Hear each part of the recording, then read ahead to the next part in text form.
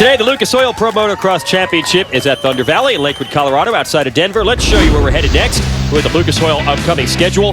Muddy Creek, outside of Bristol, Tennessee, is our next event next weekend. High Point out of Pittsburgh, and then we'll be near Washington, D.C. at Budds Creek. Redbud in Michigan.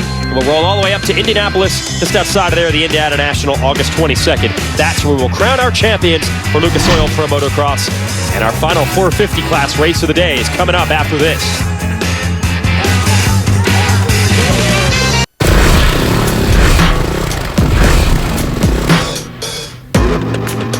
Through the first two rounds of the Lucas Oil Pro Motocross Championship, Colorado's own Eli Tomac has proven to be the most dominating motocross rider in the world. Here he is, Eli Tomac, once again. Does it again. Huge win for Eli Tomac. Today he races on his home track, looking to keep the field at bay.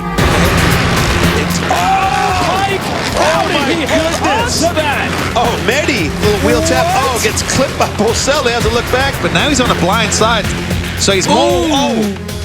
450 Moto 2 starts right now. Just outside of Denver, Colorado, it's the Lucas Oil Pro Motocross Championship, sanctioned by AMA Pro Racing, the 450 class of the True Value Thunder Valley National. And all the fans that have gathered here, they are all rooting essentially for the same person, the number 3 Geico Honda rider of Eli Tomac. He won the first moto. He needs to win this one to be the overall winner for the day, and he is, of course, a Colorado native. Now, we say it's the home race. It's home in racing parlance. It's not exactly close to his house. Here, I'll show you on Google Maps. He lives in Cortez, 250 miles as the crow flies. He drove here on Thursday. It's a 7-hour drive. But the bottom line is the fans here are going to be rooting him on, only a little extra boost. And it's actually the 10th year we've been racing here. For a few years, we even raced at night. It's so darn hot here, and the heat and the elevation was wreaking havoc on the bikes. Lately, the weather has been absolutely perfect. Now, we completed a first moto earlier today. Let's show you what it looked like with our 450 Moto 1 highlights. Ryan Dungey at the number 5 gets the whole shot. Ken Roxon, your defending series champ, quickly around him here on lap 1. While they were battling it out, Tomac was able to get up into 3rd. Look at this fight for the lead. Tomac gets around Anderson in the 3rd, while the number 1 and the number 5 go at it, and Dungey makes an uncharacteristic mistake there. We saw a lot of the top riders make mistakes early in this race. He's got to find a safe entry back on the track without gaining advantage, which he does, but he loses valuable ground. And right here, Eli Tomac down the hill, under braking, gets to the inside. Roxon has to go to the outside. Tomac just keeps that line, gets out, takes the lead, but later in the race, Ryan Dungey does not give up. Ken Roxon, almost a big moment right there. I think that shook him up, because right there, Dungey grabs a handful, goes a long way around, shuts the door, takes it inside. He secures 2nd, but no one had anything for the number 3, ET, Eli Tomac, 5 for 5. Can he do it again, Jason? Again, these fans want to see it happen, and right now, everything going his way. Dungey and Roxon making mistakes, and Tomac taking advantage. Now, earlier we had Georgia Lindsay down at the GoPro starting gate talking with the man, potentially, of this hour. It is obviously a home race for Eli Tomac in Colorado. As we know, you do live 6-7 hours away, but you can hear the crowd behind you here. What would it mean to get the overall win here at Thunder Valley? And also, it's been a while since Honda have taken the top step of the podium here at Thunder Valley, so obviously it will be even better. Yeah, it'd be huge. I mean, I missed last year here with an injury, so that was a bummer. So it's nice to be back here, and to get the win would be amazing. So yeah, the crowd this year is really good, I think, and it's exciting to see this many people come out. Best of luck in that second moto, Eli. Thank you. All right, so let's see if Tomac can get it done, or if the win streak will come to an end. High drama next. We're here at Colorado. Congrats out to Ken Roxon. He is the Deltran battery tender. Ricky Carmichael, Hard Charger Award winner from our previous race. He got tangled up on the first lap last week at Glen Helen, came all the way back for 8th. So well done for him. And he got a much better start in the first moto today, running up front. We'll show you the Kawasaki track map now. Pick us up that halfway through. It's a really difficult spot here. Come down that bottom of the hill, hard braking, then you got this right, left, right, then over probably the biggest jump. You see the arrow gets all whipped out in front of tens of thousands of fans. This long, sweeping left, big ruts, and then you hook a right now, go over a little roller. This part of the track rejoins what it used to be, but a little different this year.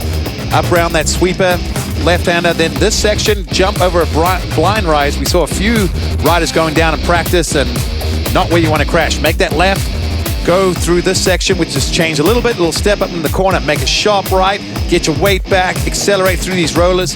Have a look at the Fran Mechanics area, look at the pit board, over the finish line jump, which everyone hopes to win. Get there first, I should say. And our Bud Light fastest qualifier, Eli Tomac. Look at that gear. He's even got the Colorado flag and the Rocky Mountains in the background. So Alpine Star is doing some cool stuff. The local kid has not let anyone down. He's got a huge fan base here. Home state, which will lead us to our KTM, Keys to the Moto. We've talked about changing track conditions. We had, you said it, Jason, 28 straight days of rain, and all of a sudden, perfect sunshine. This track's gone from really spongy and soft to starting to tack up and get choppy. Racing at altitude, the bikes are down to horsepower. The body struggles with lack of oxygen. Second moto, it's hot. You see the mechanics waving the pit board. And thirdly, can Roczen rebound? He showed in the first moto why he's a deserving champion, why he runs that #1 plate. You know he's going to come out guns a-blazing. He's going to fight for this one. But can anyone stop Eli Tomac at this point? And I know we're going to say it over and over until the series is over. That's a long series, and there's plenty of time for riders to come back. But you let someone drop the hammer, get 6 straight Moto wins to start the season, and a pretty big points lead, it's going to be really hard to come back in the championship. So they got to try to stop Tomac right now. Well, the gate's down. You saw Porcel trying to work it up the inside, but at this point, is it going to be Sealy on the 14. Honda gets the motorsport.com whole shot. He's got Barsha on the blue 51. You mentioned Porcel, now White House Cavarnes right there as well. He had that inside, kept it tight. Good start, by the way, on the outside line. In red, that's Tomac, about 5th. Roczen right on his hip. You see the guys going all over the place, trying to find some clean real estate, find a line, not get roosted. So Barsha barely got edged out. I wasn't sure if it was going to be Sealy or Barsha, but Sealy just nabbed it by having that tighter line. So another factory Honda rider out front. Sealy, Barsha here on the 51 second. Barsha's teammate, Phil Nicoletti, is 3rd on the number 46. Then Porcel and Tomac fighting it out. Roczen right behind Tomac, and not a great start for Dungey. He is 7th. Barsha wanting to go for the lead here on Sealy. Ooh, look at those bikes dancing. These guys charging those downhills, trying to figure out, hey, what's best line? Right now they're searching. This is also a little bit of trying to figure it out. Look at that, around the outside, Tomac. We talk about the momentum this guy carries everywhere. Goes a long way around Nicoletti, and he's in 3rd. And if I'm Dungey and the Roczen, I'm stressing right now because the man that's been on form, 5 wins out of 5, looks like he's in a good position to make it 6 from 6. He's trying to get Barsha right now. He doesn't wait at all. You don't even think he's in position to make a pass, and suddenly he's there and past you, and that's Barsha now for 2nd. And now he's going to go for the lead on Sealy. Are you kidding me? Oh, the long way around. Look at that. Just stays out of the deep ruts. And sometimes I think to myself, you had a parade lap, guys. You know how deep those inside lines are. Tomac just carries so much more momentum the long way around, doesn't make contact, doesn't have to push anyone. He's out front, and I hate to say it, but this might be all she wrote. Hey, he went from 5th to 1st and a half a lap. I think that's pretty accurate on your part to consider that anyone can keep the heat on it. That's going to be tough. Of course, it is racing. Anything can happen. Still Barsha on the 51 and the 14 of Sealy battling for 2nd. And Roczen says, if you can't get him, I'm going to try it. He goes after Barsha now. And Barsha does the up and under, squares him up, gets up the inside, gets that pass right back. So all these guys fighting for everything right now. And you know that Roczen, the #1, knows that Tomac is going to make a run and be gone. So he's got to get around these guys. He's got to do basically what Tomac did. He made short work of everyone. And look at Tomac. He's already stretched it out to about 10 bike lengths. Sealy's got to go, are you kidding me? I was leading and now I can't even see the guy. Dungey has gotten in this battle as well here on the number 5. So you got Sealy, Barsha, Roczen, Dungey, all 4 of them fighting for 2nd. Big launch downhill. Roczen trying everything to get around Barsha. He had him past her about half a turn. Barsha got him back. Let's see if the outside works for Roczen this time. He's got a lot of momentum up this hill. Nope, not enough. Well, you know what's changed, Jason, from the first motor to the second motor. The inside was the fastest earlier, but what's happened is those inside lines get so deep, so rough, that they actually slow down, which makes the outside line start becoming quicker. So in other words, it evens it out. So you got more options right now. But look at this. Barsha to the outside. Seeley to the inside. He's got the better line. Oh, can't quite find the room. That's a little tight corner there. Now a huge jump. They're going to whip it together. Crowd loves this action. First, they see Tomac go behind the lead. They're happy with that. And then a fantastic battle for second. Seeley, Barsha, Roxon, Dungey. And you cannot say there's not lines on this track to make passes. Look at this. Barsha trying to force it. Barsha wants it bad. He's going for it. Bam Bam at his best. Giving everything he's got around the outside. He's going to do the same thing. Right. And Seeley needs to figure out that corner, you sweep the outside. I think for Cole, with getting the whole shot, your thought process is... Barsha! Oh, man, I thought he was going down for sure. He's used to riding like that, though. He always hangs it out. Stayed relaxed, stayed on the bike. Roxon's got to try to get Seeley, and he is walking the tightrope, trying to find a line on the inside with about 3 inches of space. Doing everything he can against Seeley. He's finally got him. You see that? No, Seeley's not done. Roxon just railed that middle right, got that leg up, just carried great corner speed. That's a perfectly executed through a deep right with big holes. So now Roxon, he wants to go back after Barsha. This battle is not done. I don't think these guys going for it. And they can see, well, maybe they can't, but Tomac is getting away, and but they know it. Dungey getting around the 14 to Seeley. So now the Red Bull KTM man up the fourth. You got the number 1, Roxon, on the Soaring Eagle, Jimmy John Suzuki. Third, Barsha, the Auto Trader, Toyota, JGR Yamaha second. The Geico Honda of Tomac getting away. Oh, Dungey sneaking into this fight. Made short work of Seeley and is all over Roxon now. I almost feel a little bit bad for Cole Seeley, because when you lead and everyone's behind you, you have a tendency to protect the inside lines, make the guy go the long way around. But unfortunately, the way this track is changing, you see these riders choosing the outside lines now, because look at the momentum. Look at Roxon. Whoa, I thought he had it. The insides are getting choppy, so Seeley did what he thought, the textbook thing, up the inside. Look at this. Roxon's got it. Barsha going to try to square across the ruts, and he puts himself right in front of Dungey. I don't think that was on purpose. I think that's just the line he wanted, and Dungey happened to be there. Dungey's going to try to get him on this downhill. Be careful. We've seen a lot of passes and a lot of crashes down there. The outside. Dungey's got it. So really just a mix-up of lines and options. I think a lot of these guys really trying to search, like, where do I go? You know, in the first moto, you typically hug the insides, but now the outsides seem to be working, Jason. Georgia, what are you hearing on Dungey? You can tell from his attitude that it's been tough for him to be beat by Eli Tomac so much, but his performance so far in the previous race and this right now, you can tell that his head is in a different place. He's so determined.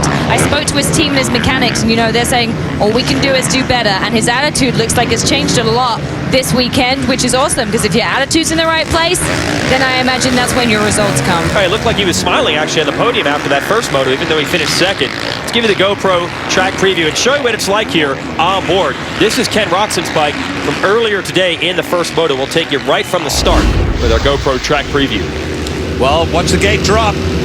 Roxon gets a great jump. You see next to him, there's Dungey, but he's right in there, so he tucks in behind Dungey, chops off the guys on the inside, hugs the inside line. Hey, it wasn't maybe the whole shot, but watch this.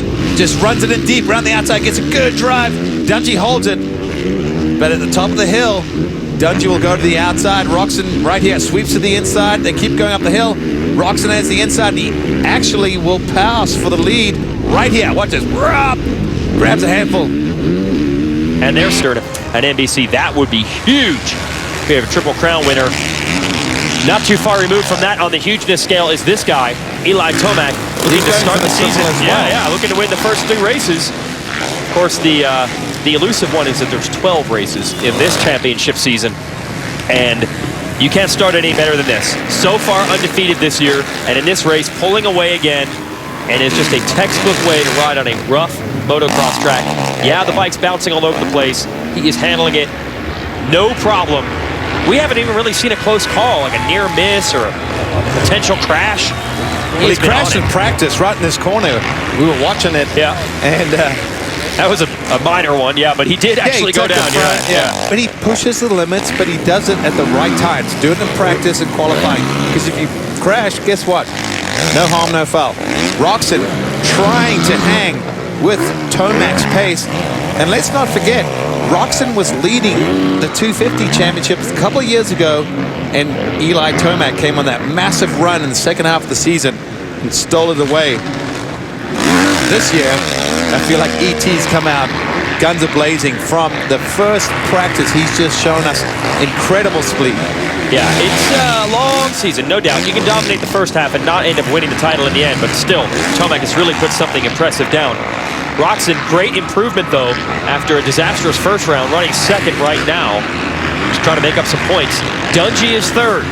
Dungey was able to get Roczen for second late in the first moto. Can he do it again here? He's got some ground to make up, about 5 seconds. But Dungey, the first laps are not usually his strength. He builds and builds as the race goes on. So 5 seconds, do you think he can make that up? Do you think he can get back in it?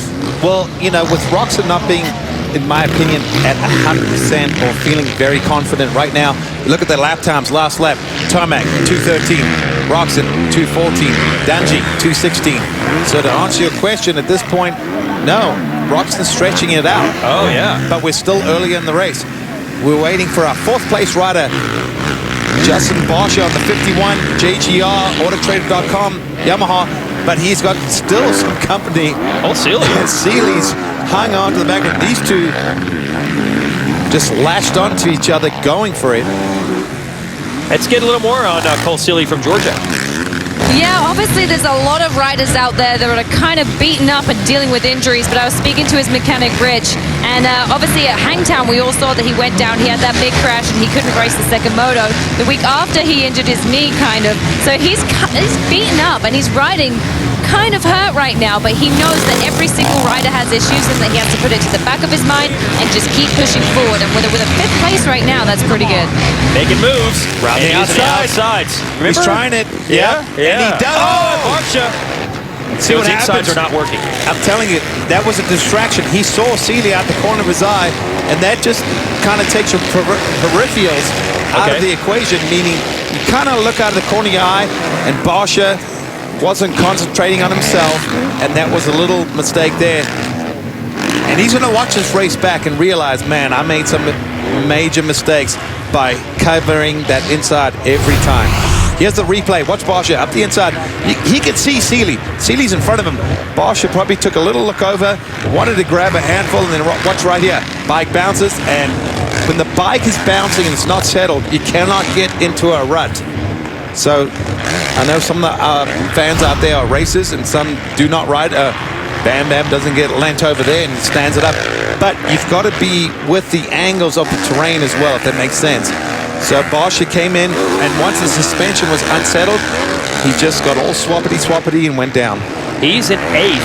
Tickle right behind him at 9th, so he lost about 5 positions there, going from 4th and now just trying to hold on and not fall to 9th. The white bike is Christophe Porcel. Tickle's on the yellow. Nice ride for Porcel, the Rockstar Husqvarna rider, but look at Blake Baggett.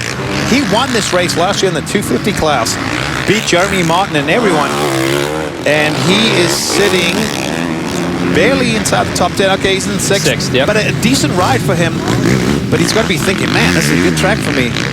But overall, he's had some good pace, some nothing spectacular. He hasn't got the whole shot and led laps, but he's just been like a little bit of a silent assassin, one of the better riders that's not in the lead or on the podium. Send it to Georgia in a second here. By the way, it's Tomac, Roczen, Dungey, Seeley now 4th, Nicoletti, and here's Baggett in 6th. What are you hearing on Baggett, Georgia? At the beginning of the race, it was almost a Jeremy Martin point of view where the bike just made it to do that first lap, the sight lap. He actually made some changes last minute. The whole crew are behind the starting line making changes on the bike. They changed the positioning of the front forks. I guess it was a change that was meant to be made earlier, and they didn't realize it wasn't done, so they all worked quickly on that, and Baggett was kind of rushing around going, where's my dirt bike? Where's my dirt bike? And he had to do that rushed start of the race, so I'm sure that gave him some adrenaline to start with. Yeah, it's helping him right now. He just made the pass on Nicoletti, so he's into 5th. Hey, Georgia, it's halfway through the race. What happens? Well, I'm just going to say in the proper accent that it should be said in. Oh, the gecko. 15 minutes can save you 50% or more on your car insurance. Is it a Geico or a Gecko? Depends on the accent. Gecko. Depends Oh, on the the accent, I Gecko. guess. Okay, I guess gotcha. it's Gecko. Get going is Baggett. He gets got past Nicoletti. He's into 5th. Wants to try to close in on Sealy. Nicoletti back to 6th. Porcel behind him. Then it's Tickle, Barsha, Chad Reed now up into the top 10. Eli Tomac. Lead is now 9 seconds. All right, back here in Colorado, Eli Tomac is just putting on another clinic. You see the front end hopping over these bumps, and every time I think, oh, it's front end's too high or his bike's bouncing around, it ends up being a move he's doing on purpose, and he's actually smoother doing it that way. It's very controlled with these guys, but, you know, they're on the edge, and anything can happen. But Tomac has just looked so comfortable all season. He's 5 for 5, looking for 6 for 6, and then, Tomac! And down, and slow to, it's going for the motorcycle, he's not. Tomac, he's holding his wrist or his my left side. I gosh. cannot believe this. You're sure he's points that are undefeated this year is favoring his left side. I think that's the collarbone he broke, and he landed hard on that side. He's not getting up. This is unbelievable. Eli Tomac had this race under control. He is down. He's not getting up. Detrimental. We talked about starting a season with all the confidence, and this is just Talking to the medics. unbelievable. I see no intent for him to get back into this race. Now try to take us through this. This section, by the way, has claimed a lot over the years. I said it earlier and earlier, and I've talked about it before. Watch the bike. Dances, it dances, it dances. He comes into this inside line, and watch this. Just takes the front end, and the rear end goes first, and watch that. Oh, his arm was fully extended. He may have dislocated that shoulder. Look at his left shoulder. It's sagging. He can't even put pressure on it. It's limp. Maybe this side will show us. Watch, the back end kicks out, misses the rut. Watch right here. And then it's just a high side and a slam. That's a hard slam. And I mean, I can believe what I'm seeing, but I can't believe what I'm seeing. I know because what you mean. this is unbelievable. And Tomac is tough. I mean, if he had any intent or any ability at all to get back in this moto, that's his dad now, John on the right. He would have done it. He's got to be hurt. They've taken his boot off, so is it his shoulder, is it his arm, maybe he hurt his leg, or all of them. Are you kidding me? Ken Roxon has taken the lead in this one over Ryan Dungey. He could win the overall with a 3-1 and make up a ton of points. And that is the same section of the track. You see Roxon now leading. Same section of the track that claimed James Stewart, who was also undefeated coming into the racing here at Colorado. That downhill, those bumps and those ruts. It's not a coincidence. That is, honestly, there's two parts of this track that I would say are very, very easy to override it.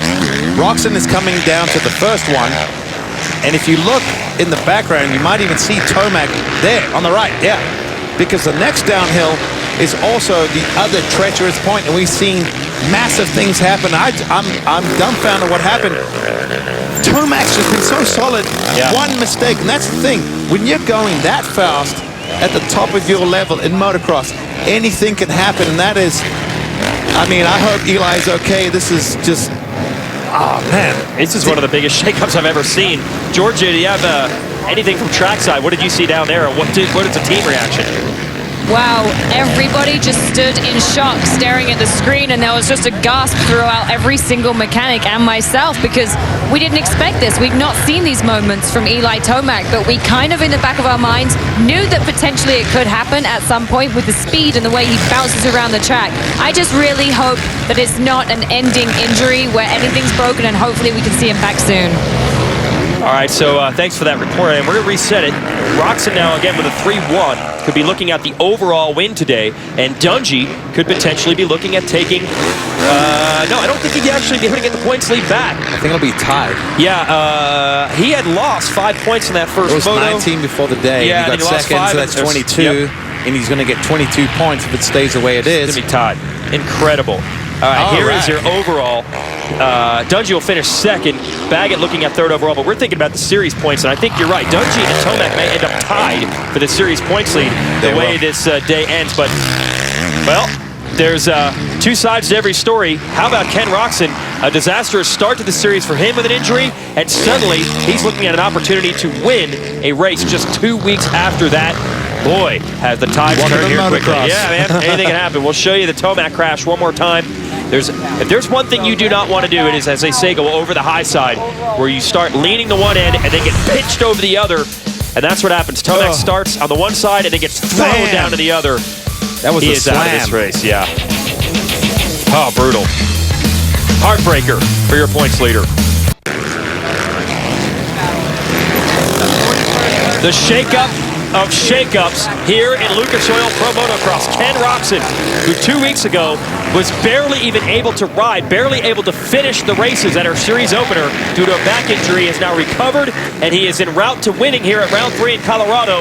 And the flip side of that, just devastating, heartbreaking, any way you want to put it. Eli Tomac won the first 5 motos of this year. Here in Moto 6, he was dominating again, way out front, and out of nowhere, a brutal crash has knocked him out of this race. And we just hope that Eli isn't hurt so much that he can't come back to our next round of Tennessee and fight for this championship. But credit to Roczen, didn't give up. Could potentially be back in the championship hunt now. And Ryan Dungey, he's been through a bunch this year already as well. Some frustration at times, not being able to keep Tomac in sight, and some mechanical problems at our last race. Second place won't be enough to win the overall today, but it could give him a share of the points lead. This is how Dungey does it, over and over. He's just consistent. IndyCar, the Verizon IndyCar Series. That's next Saturday at 8 Eastern. We're going to Texas for the Firestone 600. That's one of the fastest tracks they'll visit all year long. It's IndyCar's big party under the lights, 8 Eastern, NBCSN. As Tomac is no longer in the running, everyone gaining a position. This puts Cole Seely in a position to get on the podium in this moto. Well done for him. He also was not able to compete at all at our season opener 2 weeks ago. Had a big crash in the very first turn of the race. So a nice bounce back for him. But it's not over yet. Blake Baggett is lurking back there in 4th, and Brock Tickle 5th. There's Baggett at the yellow number 4, trying to steal away 3rd. Baggett should be looking at an overall podium here, even if he stays in 4th, but he wants every position he can get. Trying to fight Seely. Baggett won the 250 class here last year, so Baggett knows how to get around this track. And we know the El Chupacabra, he can light it up when he needs to. He's got a single-digit number for a reason. That's because he is a former champion of the 250 class, but he was someone I was waiting to see to get on the podium this season. And round 3, he's been knocking on the door, and he's right behind Seely. Might get it. And then we look back here at the 20. Brock Tickle, he looks solid. This guy's a warrior, but unfortunately his starts just seem to hurt him. It's been a problem for him for a while. He and Baggett trying to move towards Seely and fight for 3rd. Roczen continues to lead Dungey 1st and 2nd. Hey, next Saturday we make our debut on NBC here at Lucas Oil Pro Motocross. Check out live coverage of the second 450 class moto from Muddy Creek at 2 p.m. Eastern next weekend. And we'll have our second 250 moto of the day right here on NBCSN at 11 p.m. These are the trophies they'll be handing out in just a few moments here. Got a photo from this race, but it's a snowboard, just fitting when you come out here to the Rocky Mountains. And it's nearing summertime here, and we still have snow-capped mountains in the distance. And that's the kind of contrast we're talking about. Ken Roczen, well, it went from terrible to great in a very short amount of time. Barely able to compete at our series opener. Our champion came in with a bad ankle, a bad back, finished 19th in the first moto of the year. 2 weeks later, he's looking to win this thing. Let's give you the Motorsport whole shot replay. Justin Barsha, the 51, is going to get it. Well, he runs a little wide. And Seely actually barely gets it. That's what we were debating who was going to get it. But Seely gets it. Watch this. He sneaks up the inside, gets the power to the ground. Powerful bike link. Bam Bam does get around him briefly, but you see all the riders just funneling through. But Roczen, I'm really impressed with the way he's been able to come back from barely being able to ride. He even said he's not that healthy. You see the 2-lap card going out. So time has expired. 2 laps to go. Dungey's been creeping in slowly. We've looked at the lap times. Last lap, 2:16. Roczen's down! Roczen is falling down right behind the mechanics, the old mechanics area. Dungey's right there, and we've got a battle on our hands for the lead. And now Dungey sees him, and he's going to go for it. 2 laps to go. Man, I feel like we wrote the script. Get excited in the booth, because look at this. A battle, 2 laps to go. Former teammates. These guys, they don't dislike each other. But when it comes to the track, Dungey wants to beat Roczen so Dungey's down bad. the inside. He might have him here, Grant. Oh, he hits that rut. That's the thing. The inside has a bigger kick, but he's got the inside of this turn. Roczen Oh, Dungey squeezed them off. Dungey's going to try to take it. Now, Roxon's been very fast on this downhill, and this outside line that he's on has been very effective. But Dungey's got the inside, the preferred line. Hammer it, take his line away at the exit. Roxon will have more momentum, but Dungey gets it done, and wow, what a turn of events here. This second moto in the And Roxon's down again. Are you kidding me? Look at the throttle, it's stuck open. He pulls in the clutch.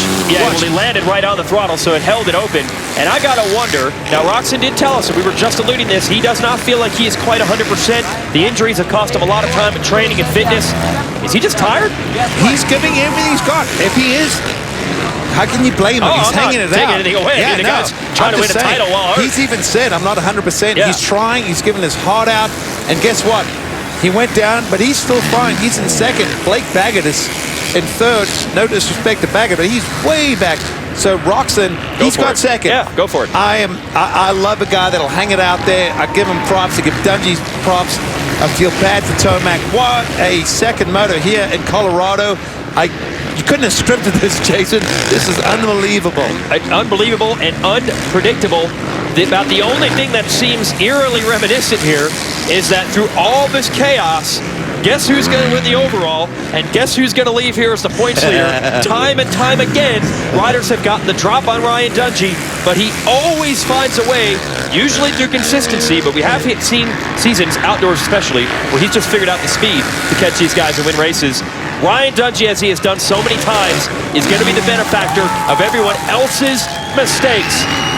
And wow, it's the way he's done it his entire pro career. He's won this title twice, came close. He's edged out by Roxon straight up last year.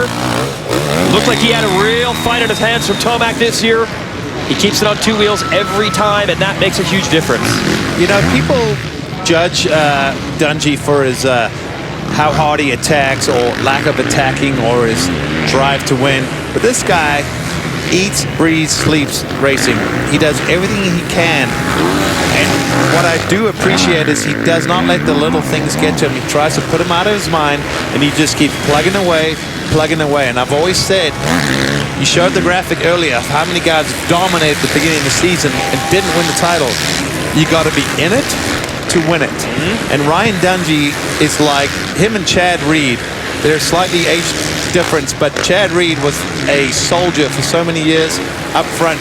Ryan Dungey, he'll take a third, a second, and then eventually he wins, and all of a sudden you realize, wait a minute, the dude's leading the points. Oh yeah. What happened?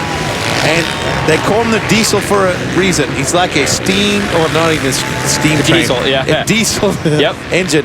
It just, once that thing gets warmed up, it just keeps going. You know what? It may not be the fastest. It may not be, you know, quickest to stop, whatever, but that diesel just keeps going and going, and that's what's showing you. We're going to be 6 motos in the season, 3 rounds, and Tomac not on the racetrack. He's in the medical unit, which sucks for him, and it really is a bummer. Terrible, absolutely. But for Ryan Dungey, look at it and you go, man, the diesel has shown us never count this guy out, because he's one competitor's mistake away from being your winner. Absolutely. They call him the Diesel. I like to call him the bar. I say he sets the bar very high. It is possible for people to get over it at times, but the effort and speed and risk that it takes to get over the bar that Dungey sets, very rarely is a rider able to maintain it consistently week in and week out. Yes, Ryan Villopoto has beaten him for titles, but Villopoto's missed a lot of races in his time, getting hurt, being able to go faster than Dungey. It's really the most simple recipe in all of racing. And Dungey goes fast and he doesn't crash. What a change. Unbelievable. I mean, this just upsets everything big time. Well, he was maybe a little upset himself. The season didn't quite start the way he wanted it, but here we go. Ryan Dungey wins here in Colorado.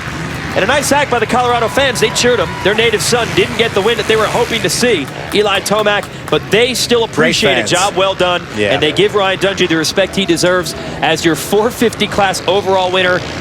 And although Dungey has had a similar situation to this several times, he still has to be a little bit surprised himself. I mean, he was in third. He was not able to catch Roxon.